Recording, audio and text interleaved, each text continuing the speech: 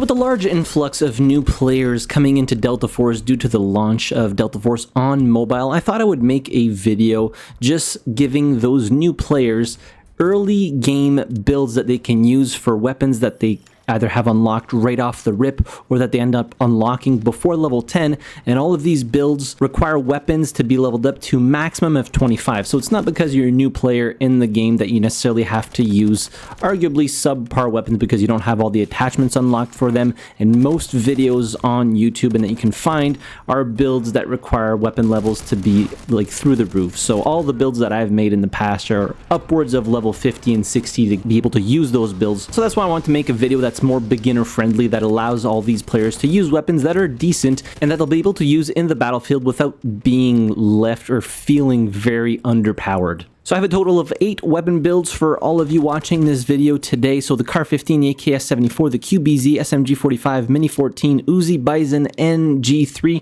covering pretty much all of the different classes in the game. So at least you'll have a few choices for all the different operators. And you'll see I tested every single loadout I'm sharing with all of you today in game and not just in the firing range, because I wanted to showcase how these weapons perform and not just give you guys builds that weren't actually tested in a live match. So starting off with the Car 15, we're going to go ahead and put the AR Trench standard barrel on here. So you can't actually put any patches on here because you don't unlock them, but it does give you an extra 2 meters in range and some extra control. So install that and then calibrate this with plus 50 grams and plus 10 millimeters.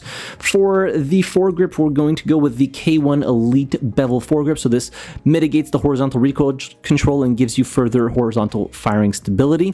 So equip that and then calibrate this with plus 20 grams to get extra control. For the magazine, you do get the 45 round extended mag here pretty early on, so equip that and then put the mag assist on here. And then for the rear grip, we're going to go with the AR heavy tower grip just because it gives you positives across the board. Very, very good grip. You unfortunately don't have a grip mount yet, but you can equip it once you do. And then calibrate this with plus 50 grams. And you'll see the stock here is a recurring one that I'll use in a lot of these builds, is the 416 stable stock. Just a great stock all around. It gives you bonuses in control and stability at the slight cost of handling. So a really, really solid choice here for early builds. And then calibrate this with plus 50 grams and plus 3 slots. Now this weapon actually performs very, very well, and I put just a regular red dot on here, but that's personal preference. You could put something a little bit more magnified on here, and then I put this with negative 20 millimeters of eye relief. So you'll see this weapon does quite a bit of damage at range, so you're doing 25 damage up to 32 meters, and it doesn't have a whole lot of recoil to manage. That's why it's a very good choice with this specific setup. You won't be having to deal with a lot of recoil even when firing at longer ranges. So moving right along with the AKS-74. So for the upper rail, we're going to put the handguard on here. You can't put any lasers because you don't have them unlocked, but you get a lot of positive stats, which is just great. For the foregrip, we're going to go with the RKO foregrip because this weapon has a little bit of vertical recoil, which we're trying to mitigate. And then we're going to calibrate this foregrip with plus 2 slots. For the magazine, you don't have many choices here, but go ahead and put the 30 round polymer mag. It's better than 20, and you get a boost in handling. Equip that, then we're going to put the mag assist on here. And for the rear grip, we're going to go with the AR heavy tower grip, which is probably one of the better grips in the game if I'm being completely honest. And then we're going to calibrate this with plus 50 grams to get further control. For the stock, we're again going to go with the 416 stable stock. Such a good stock, which is why you're seeing it everywhere. Go ahead and equip that and then calibrate this with plus 50 grams and plus 4 slots to get extra control and extra firing stability. I put just a regular red dot on all my builds because I don't really feel the need to have magnified optics, but if you want, feel free. And then calibrate this with negative 20 millimeters. So this is a very, very solid weapon that you're going to be able to use at, decent ranges, and it does a ton of damage. So if you're a fan of weapons with higher damage models requiring less bullets to down an enemy, then the AKS-74 might be the weapon for you, and it's very manageable in terms of recoil as well. The next weapon is the QBZ-95-1, an unfortunately very underrated weapon in Delta Force, but don't sleep on it. It's actually very, very good, especially if you're just getting into the game looking for weapons that are, easy to manage in terms of recoil. That's not going to throw you off or throw off your aim. So for the barrel, we're going to put on the tactical barrel, so you get extra 2 meters in range and 3 control, which is great. And then we're going to calibrate this with plus 50 grams and plus 10 millimeters to get you more muzzle velocity and firing stability. For the muzzle, we're going to go with the Sandstorm vertical compensator to try and mitigate some of that vertical recoil. So if we look at the control here, you can see it is very, very easy. Like if you've never played first-person shooters for some reason, or if you're just getting into Delta Force, this weapon is just so easy to manage, and you're going to be able to kill those enemies at that 42-meter range without sweating too much. For the foregrip, we're going to go with the K1 Elite Level foregrip, again mitigating that horizontal recoil, so it's going to be even easier to control. And then we're going to calibrate this with plus 20 grams to get even further control. For the rear grip, I chose to go with the Marksman D2 rear grip, so you're getting extra stability. Now, stability in Delta Force mitigates aim punch when you're getting fired at, or hit actually, and it also allows you to fire continuously without really needing to compensate too much, or it just makes the gun feel better when you're firing continuously, especially at those longer ranges, which is why I chose to go with this one. So install this, and then we're going to calibrate this with plus 50 grams. Slap on the mag assist on here because you have it unlocked, and then we're going to change out the handguard kit. So put on the longbow platform kit. This will allow you to put a sight on there. I'm just going to put a red dot because it's my favorite one, and then I'm going to calibrate this with -20, and then you can also put panels on either of these. So go ahead and put the Ranger handguard panel, so this gives you extra control, 1 point per panel, so put 2 on there, and this is your QBZ95-1 build. Unfortunately, this weapon is only usable with the assault class, but at least you'll have a very, very solid choice for the assault class on top of the other ones, so the CAR-15 and the AKS. Moving on to SMG, starting off with the Uzi. So we're going to go with the Uzi Assault Standard Barrel to get extra control, extra handling, extra accuracy at the slight cost of stability, but we can make up for that later. And then we're going to calibrate this with -50 grams and -10 millimeters. Now, reduces the muzzle velocity, but for the most part, you're using SMGs within like 25 to 30 meters because then damage drop-off is just too substantial. You can still kill people at those longer ranges, but you know, you don't really want to take all those fights at those longer ranges because you're going to expend most of your magazine to take them down.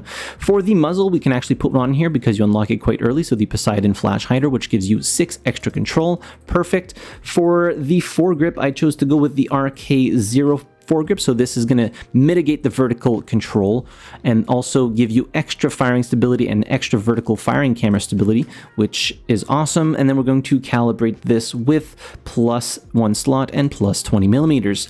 You do get to unlock a 35 round mag quite early, so equip that, and we're going to put the mag assist on there. The base mag on the Uzi is very, very small, which is why you really want to equip that 35 round mag as soon as you can. For the stock, 416 stable stock, so allowing you to hit those enemies at longer ranges a little bit easier, so install that, and then we're going to calibrate this with +50 grams and +4 slots. And then I'm just going to put a RDS on here, and then we're going to put a laser on here. So if you do want to put one, I usually put mine on the right, because if you're using the tactical firing stance, it's just a little bit easier in my opinion to see where the laser is pointing. So I just put the green one on here because it fits the aesthetic of my weapon skin. Moving on to the PP Bizon. Now, another weapon that not a lot of people use for some reason, but it is very, very good, especially at those lower levels that you want to have a weapon that has a large magazine capacity. So we're going to start off with the barrel here, going with the Bizon Striker standard barrel, so giving you an extra 2 meters in range and a little bit of extra control. We're going to calibrate it with -50 grams and -10 millimeters. For the muzzle device, we're going to go with the SMG Echo Suppressor, so giving us another +2 meters in range. It costs a little bit of stats here, but still you're getting that extra range, which is awesome, and also extra control. For the mag, you get the 65 round helical mag really early, so 64 rounds to deal with multiple targets. This thing is going to be a beast when you're really pushing objectives quite hard. Go ahead and install that. For the rear grip, we're going to go with the AR Heavy Tower Grip once again, and then we're going to calibrate this with +50 grams and +20 millimeters to get extra control and extra stability when moving. So when I'm using SMGs, for the most part, I tend to move quite a bit, don't really stay stationary that much, even when aiming down sight, which is why I chose to go with that. And then slap on the balanced grip base on here. Again, positives across the board, love to see it. For the stock, a recurring one here, the 416 stable light stock, so for when you need to shoot enemies at longer ranges, and then calibrate this with +50 grams and +4 slots. And then finally, the Bizon carbon fiber handguard, +3 control, +3 handling, no downsides, awesome. And then, as usual, the optic, which is just my basic RDS with -20 millimeters in eye relief. So what -20 millimeters in eye relief does, I should have said this earlier, it brings the the sight a little bit closer to your pupil so you have more space within the housing of it, so you get to see more things within the optic itself. Now, the SMG-45 is a great weapon out of the gate, and you don't really unlock a lot of attachments early on, but we're still going to put a few on here just to make it a little bit better in certain areas. So we're going to start off with the foregrip. We're going to slap on the ZFSG Tactical Grip. That's a mouthful to say, which bumps up your accuracy by 12 and giving you a little bit of extra control. So put that on there and then calibrate this with plus 20 millimeters and negative 20 grams to give you a little bit extra ADS speed and stability when moving, which is fantastic. We're going to put the mag assist on here. For the rear grip, put the AR heavy tower grip, which is a given, and then calibrate this with plus 50 grams and plus 20 millimeters. And then we're also going to put the balanced grip base on this.